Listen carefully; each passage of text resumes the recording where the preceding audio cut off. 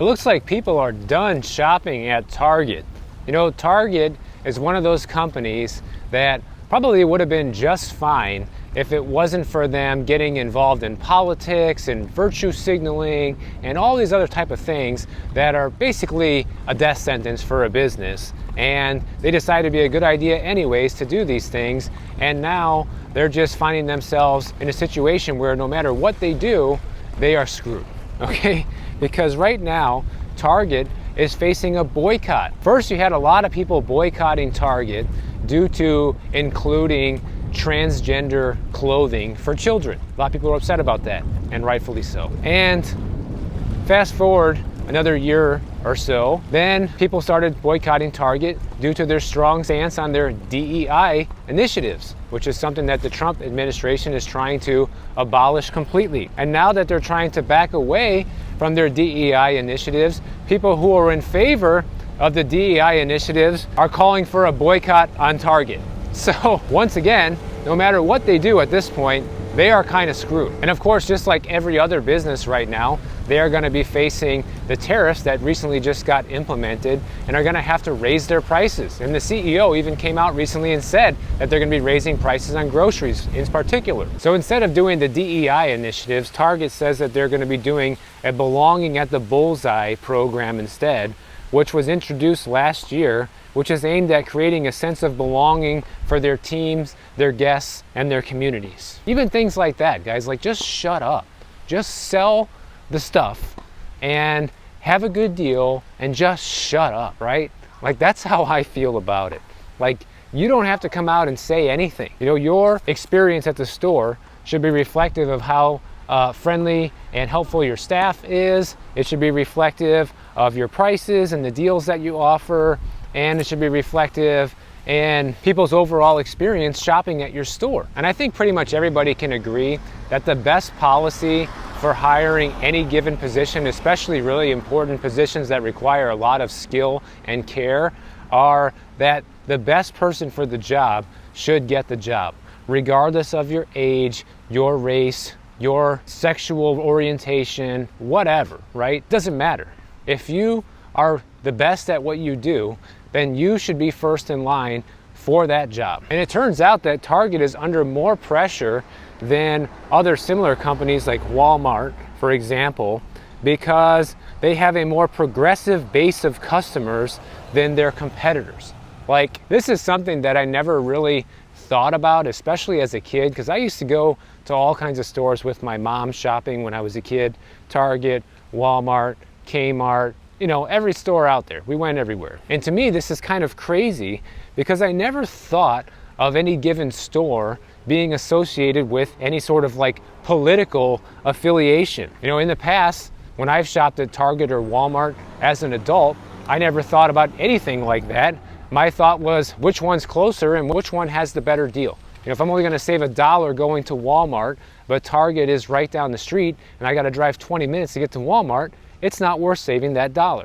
So for me, I would just make the most practical buying decision and buy an item at whatever's most convenient for me. And we're talking the days before online shopping was really, you know, integrated into our society, back when people actually had to go to the store to buy pretty much everything. But it looks like people were already beginning this boycott before it officially started, because over the past few weeks, Target and Walmart and Costco have all showed lower foot traffic according to Placer.ai. And they actually use your phone's data location to track where you're visiting. But apparently the data is showing a clear pullback ever since Target started backing away from their DEI policies. Target said that its sales declined in February and expects sales to only grow around 1% this year. And it turns out that Target is being impacted so heavily that during the economic blackout that happened this past Friday, that they saw an 11% drop in customer traffic in its stores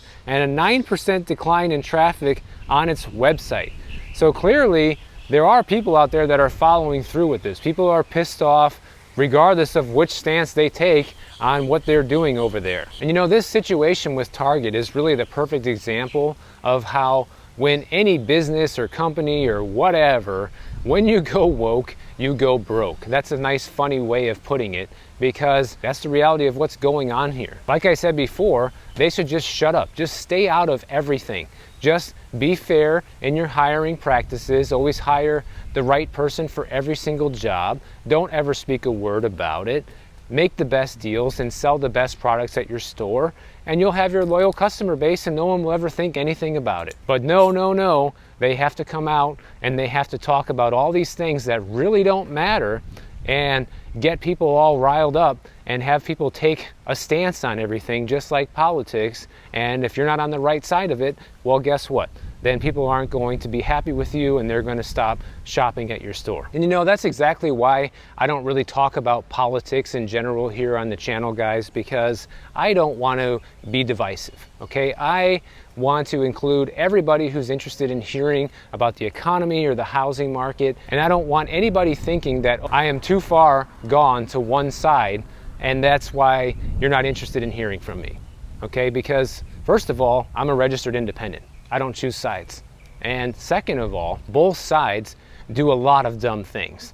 So, you know, I can't really sit there and defend one side over the other for being like, oh wow, you guys are so much better, because they're both pretty awful when you really look at what they do. You just always have to choose the lesser of two evils. That's pretty much what every single election comes down to these days. But going back to Target, you know, their full year revenue declined by 0.8% last year, and this year is already looking to be on track to be worse than that if they just continue down this path. If they just want to continue, you know, saying a bunch of things that upset people, then it shouldn't be a huge surprise if their sales continue to dip even further. But of course, it's not just Target in trouble.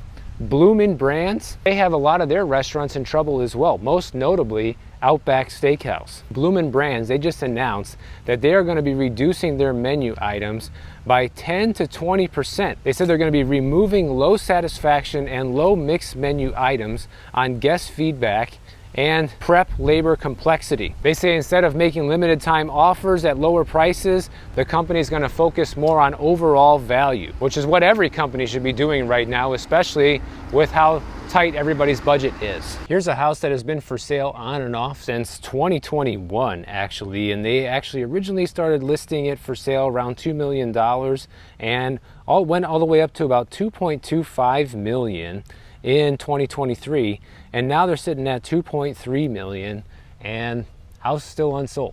So yeah, it's been 4 years and the house hasn't sold, which is a pretty typical Miami listing. So right now what Bloomin' Brands is doing with Outback Steakhouse is they have 14 restaurants that are in a testing mode. And what they're doing is they're measuring the success by the traffic and also the guests' intent to return to these restaurants.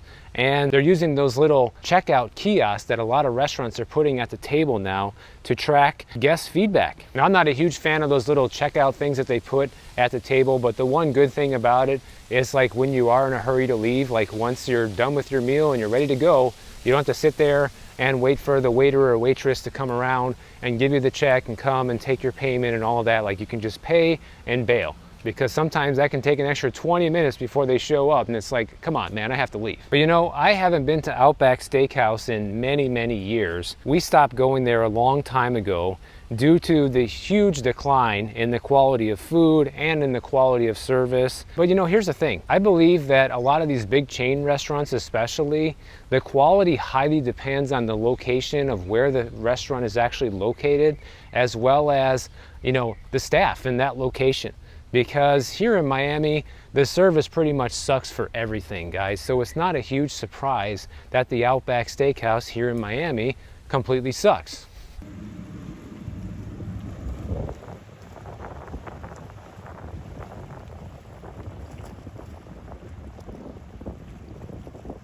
But for example, when I used to go to the one in Illinois as a kid with my parents, I used to love going there. It was one of my favorite restaurants to go to when I was growing up. And when I came down here to Florida and went to this one, let's just put it this way, we only went once and we never went back. What you can see is a lot of these restaurants now are moving towards offering value. They're like, you know what, forget about the promotions. We need to offer a menu that people can feel good about all the time. And I think the CEO is on the right track here at Outback anyways, because he says that we need to make fewer items, but make those items much better.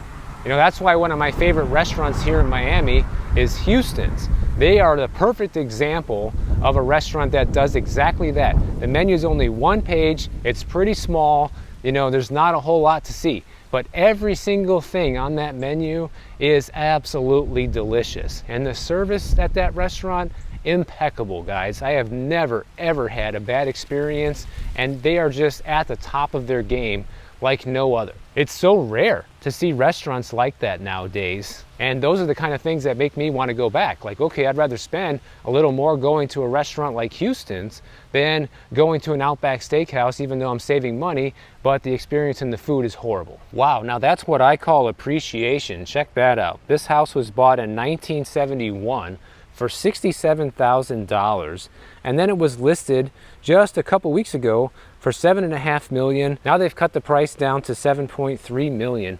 But talk about appreciation, guys. That's like 100x appreciation on a house, assuming they can actually sell it for around $7 million. Now, one other thing that's cool that Outback said that they're doing is that they're going to be reassessing their menu items, and the items that stay and the items that go are going to be decided based on customer behavior.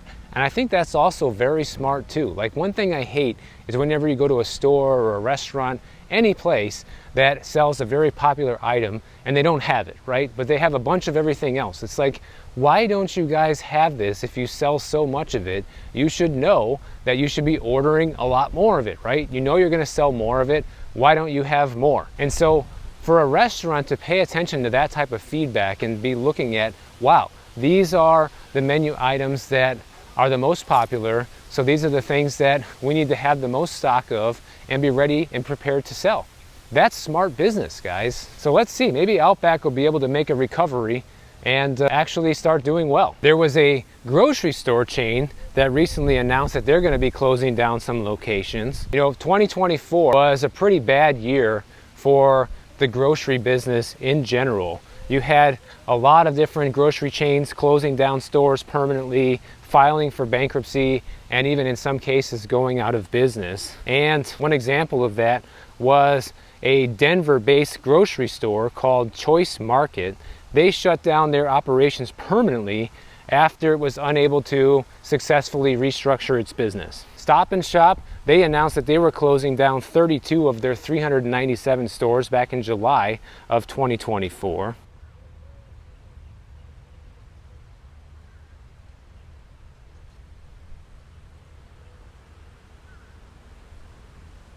Well, the grocery chain Grocery Outlet, they revealed that they are going to be canceling 23 store leases of unopened stores that are in suboptimal locations.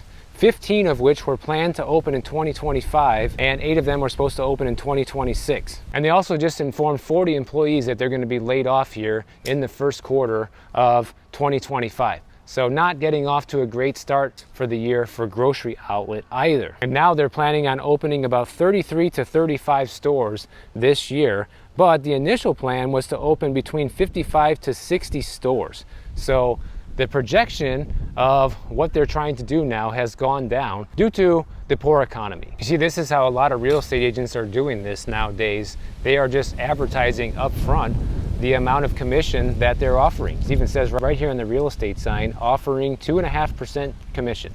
So there's no surprises about what you're going to be getting paid. And one thing that we suspected is that business as usual would continue and sellers would still be paying real estate agent commissions, which still seems to be the case here. But you know, the curious thing about the Grocery Outlet store is that they actually saw their net sales rise 10.9% for the fourth quarter of 2024. So even though their sales went up at the end of last year, they are still scaling back on how many stores they plan to open this year, which is a sign of a business also trying to get ahead of the curve, right? They're looking at things and looking at the economy and consumer spending and like, you know, we're already doing good now. Maybe we should quit while we're ahead. Let's just kind of scale this back a little bit.